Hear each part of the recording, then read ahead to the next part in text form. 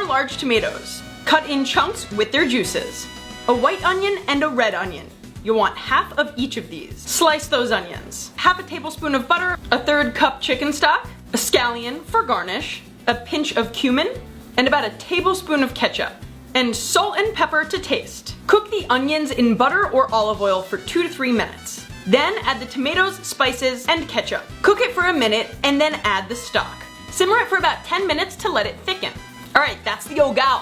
Then the patacones. What are patacones? They are made of plantains. So first you cut them, you fry the pieces, the big chunks you get out of the plantains, then you dry them in paper towels, you mash them, squeeze them to make them flat, then you fry them again to make them crispy. Then you put salt, then you put some big spoonful of hogao, and then you have the most amazing meal ever, patacón con hogao. Oh my gosh. This is my kind of comfort food. From New York City to Medellin, let me just say, yum.